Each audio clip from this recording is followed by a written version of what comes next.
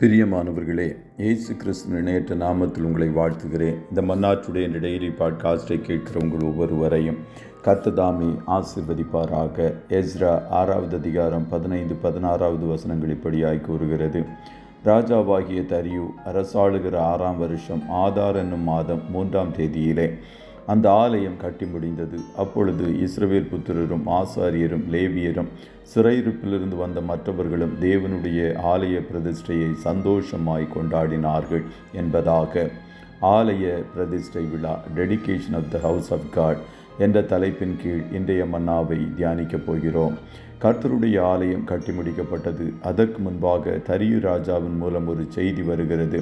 தேவனுடைய ஆலயத்தின் வேலையை அவர்கள் செய்யட்டும். யூதருடைய அதிபதியும் யூதரின் மூப்பரும் தேவனுடைய ஆலயத்தை அதன் ஸ்தானத்திலே கட்டக்கடவர்கள். தேவனுடைய ஆலயத்தை யூதரின் மூப்பர் கட்டும் விஷயத்தில் நீங்கள் அவர்களுக்கு செய்யத்தக்கதாய் நம்மால் உண்டான கட்டளை என்னவென்றால், அந்த மனிதருக்கு தடை உண்டாகாதபடிக்கு நதிக்கு அப்புறத்தில் வாங்கப்படும் பகுதியாகிய ராஜாவின் திரவியத்திலே அவர்களுக்கு தாமதமில்லாமல் செல்லும் செலவு கொடுக்க வேண்டும் என்பதாக.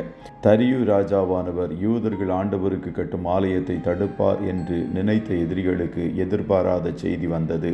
தரியு ராஜா சொன்னான், கோரேசு ராஜாவின் ஆணையின்படி இந்த தேவனுடைய ஆலயத்தை அவர்கள் கட்டட்டும். அவர்கள் கட்டுவது மாத்திரமல்ல, அதற்கு தேவையான பொருட்களையும் செல்லும் செலவையும் ராஜாவின் திரவியத்திலே, அதாவது தன்னுடைய அரசாங்கத்திலிருந்து அவர்களுக்கு தாமதமில்லாமல் கொடுங்கள் என்று தரியு ராஜா கட்டளையிட்டான். சில வேளைகளில் நாம் நினைப்பதுண்டு, தேவனுடைய ஆலயத்தை கட்ட பல தலைவர்கள் ஏன் எதிராக நிற்கிறார்கள்? உலகத்தில் பல இடங்களில் சபைகள் கட்டப்படுவதற்கு பதிலாக தாக்கப்படுகிறது என்பதாக தேவ ஜனங்கள் ஒரு காரியத்தை அறிந்து கொள்ள வேண்டும். எப்படி, ஏன் தரியு ராஜா ஆலயத்தை கட்ட சம்மதம் தெரிவித்தான்? காரணம் என்னவென்றால், தரியு அரசாண்ட காலத்தில் அவனுக்கு ஆலோசனைக்காரனாக இருந்தவன் தானியேல் என்ற ஜெப வீரன். நம்முடைய தேவன் தீமையையும் நன்மையாக மாற்றி போடுகிறவர். தானியேலின் தெய்வீக ஆலோசனை நிமித்தமே தரியு ராஜா ஆலயத்துக்கு வேண்டிய உதவிகளை தாமதமில்லாமல் செய்ய முன்வந்தான். இன்றும் ஆளுகிற தலைவர்களுக்கு நல்ல ஆலோசனை வழங்கும் தானியேல்கள் எழும்ப வேண்டும். ஒரு ஊழியக்காரர் சொன்னார், தானியேலை போல தைரியம் உள்ளவர்களாக இருங்கள் என்பதாக. ஆங்கிலத்தில் ஒரு பிரசித்த பெற்ற டேர் டு பி டேனியல் என்ற பாடலும் உண்டு. ராஜாவை தவிர யாரையும் சேவிக்கக்கூடாது என்ற சட்டமும், மீறினால் அவர்களை சிங்கக்கபியிலே போட வேண்டும் என்றும் ராஜாவால் தீர்மானம் போட்ட போதும் தானியேல் தன்னுடைய தேவனை தேடவும் அவரை நோக்கி ஜெபம் செய்யவும் தவறவில்லை. இப்படிப்பட்ட ஜெப வீரர்கள் அதிகாரமிக்க இடங்களில் வேலை செய்ய வேண்டும் என்றும் அவர்கள் நல்ல ஆலோசனைகளை தலைவர்களுக்கு வழங்க வேண்டும் என்றும் நாம் ஜெபிக்கிறவர்களாக காணப்பட வேண்டும். இறுதியில் ஆலயம் தேவன் விரும்பிய வண்ணம் கட்டி முடிக்கப்பட்டது. அப்பொழுது புளிப்பில்லாத அப்ப பண்டிகையை 7 நாள் சந்தோஷத்துடனே ஆசரித்தார்கள். கர்த்தர் அவர்களை மகிழ்ச்சியாக்கி அவர்கள் கைகளை இஸ்ரவேலின் தேவன் என்னும் தேவனுடைய ஆலயத்தின் வேலையிலே பலப்படுத்தத்தக்கதாய் அசீரியருடைய ராஜாவின் இருதயத்தை அவர்கள் பட்சத்தில் சார்ந்திருக்க பண்ணினார் என்பதாக எஸ்ரா 6:22 வாசிக்கிறோம். ஆரம்பம் அற்பமானாலும் முடிவு சம்பூர்ணமாய் இருக்கும் என்ற வசனத்தின்படி ஆலயம் சம்பூர்ணமாய் கட்டி முடிக்கப்பட்டது.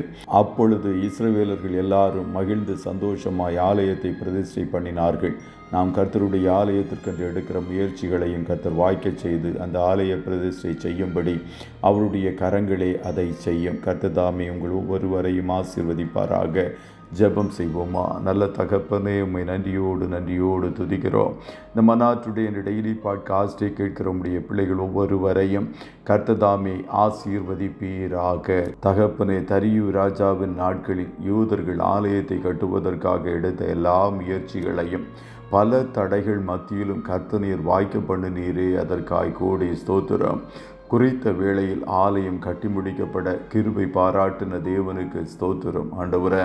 அதுபோல உம்முடைய நாமத்தின் மகிமைக்காய் உம்முடைய பிள்ளைகள் எடுக்கிற எல்லா முயற்சிகளையும் கர்த்தர் அங்கீகரித்து ஆசீர்வதித்து வாய்க்க பண்ணுவீர் என்று முழு நிச்சயமாய் நாங்கள் நம்புகிறோம் ஆண்டவரே. அப்பா, அது நிமித்தம் உடைய பிள்ளைகளையும் உடைய பிள்ளைகளின் குடும்பங்களையும் நீர் கனப்படுத்தி ஆசீர்வதித்து மேன்மைப்படுத்துவீர். கையிடுகிற வேலைகளை ஆசீர்வதிப்பீர். காரிய சித்தியை உண்டு பண்ணுவீர். இன்றைய தினம் உம்முடைய பிள்ளைகளோடு உம்முடைய சமூகம் இருப்பதாக. ஆட்டுக்குட்டியானவருடைய இரத்தத்துக்குள்ளாய் ஒவ்வொருவரையும் கொடுத்து இயேசுவின் நாமத்தில் வாழ்த்தி ஜெபிக்கிறோம் நல்ல பிதாவே. ஆமென்.